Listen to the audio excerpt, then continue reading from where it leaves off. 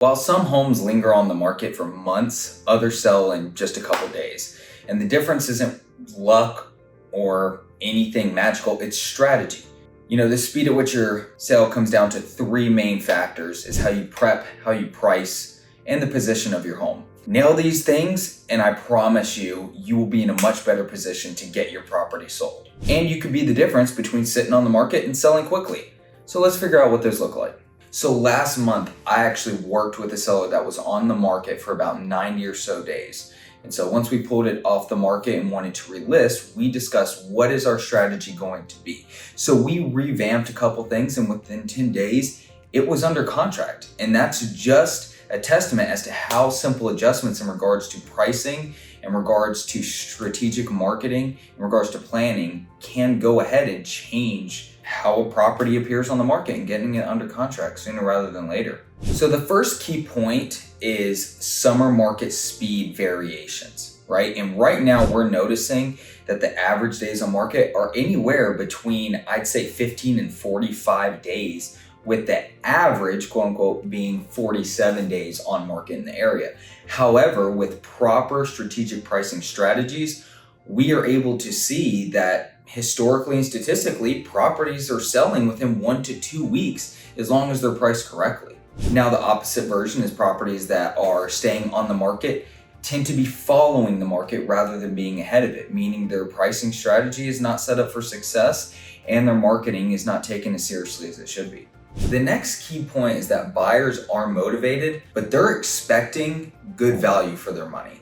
In a market where our inventory has increased, we're starting to notice a trend where properties that need a lot of work are not flying off the shelves, right? With interest rates and with the fact that people are really having to put more down and be at more risk for what they're purchasing, they are going to be more hesitant with regards to submitting offers on properties that do need, some work, some updates. And with the higher inventory count, they can see that they have options. And ultimately, those listings that are taken care of and more updated tend to be the ones that attract more buyers right up front, because somebody can go ahead, purchase that property, move right in, and not have to worry about over time updating that home. And if your home does need more updating, just be prepared for longer wait times in regards to getting offers and slower traffic and having to work with more negotiations ahead of time. The next key point is your timing should align with your goals. We're in a market right now where a lot of people are buying and then selling, or selling first, then buying. And so in regards to setting that up, that is a very strategic conversation on removing stress and how that can play out in the simplest way possible, right? Buying and selling, running contingencies can cause a whole lot of stress on a buyer or seller, right? Lining up closing dates, making sure that everything is on target does get a little nerve-wracking. And so ultimately, we need to make sure that the timing in regards to when your home goes on the market for sale versus when you're submitting offers for the next property, getting under contract on the next property, is aligned with your goals and aspirations of making this move, which ultimately boils down to your particular situation as a homeowner. And in addition to that, we have to make sure that we're positioning your property to align with those goals, right? If we need to sell sooner rather than later, of course, discussing a very good pricing strategy in order to put it at the forefront of all buyers. If you do have the ability to wait and we can, explore options and you're financially in a fantastic position, well, then obviously we have, more wiggle room and stuff to work with. But ultimately, that boils down to your particular moving situation, and we can certainly discuss how that can be played out. So ultimately, in this situation, what should sellers really do, right? Now that you're getting ready to sell, let's go over step-by-step approaches to how we can prepare strategically and move forward with getting the property sold and not be confused about making these huge financial mistakes. So the first one would be understanding the local time frame.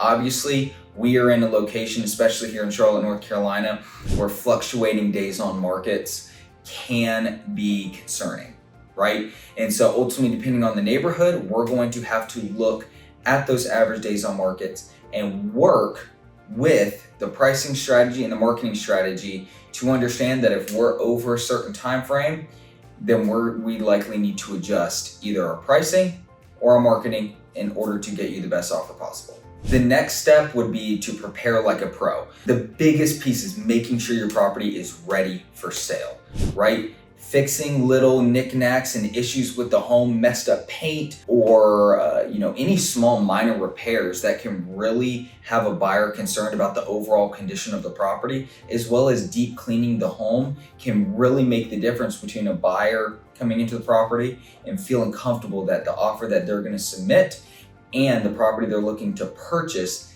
is the one for them, and they feel comfortable moving in right away, and that there's potentially no hidden issues or anything that they may have to address later on.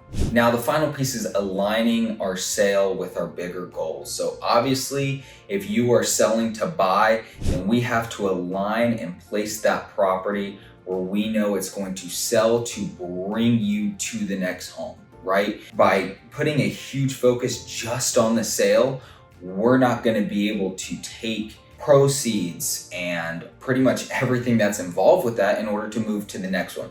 We have to align them in regards to, okay, if we're wanting to submit offers on the next property, right, and we have a home we have to sell, we can't be on the market for 119 days because we're penny pinching over here trying to get every single dime, but we're already going ahead and submitting offers. Those sellers also have to sell, right? And so by aligning our sale with our buy in regards to our goals, or vice versa, we're ensuring that we're going to have the smoothest transition possible and put ourselves in the best position to make this goal happen. So selling the home this summer, it really comes down to having the right strategy in place. And so this, of course, all depends in regards to how the market is responding, where you're pricing your property, what marketing techniques you are using to get the property sold, and finally, how willing you are to cooperate and work with the current market that's going on.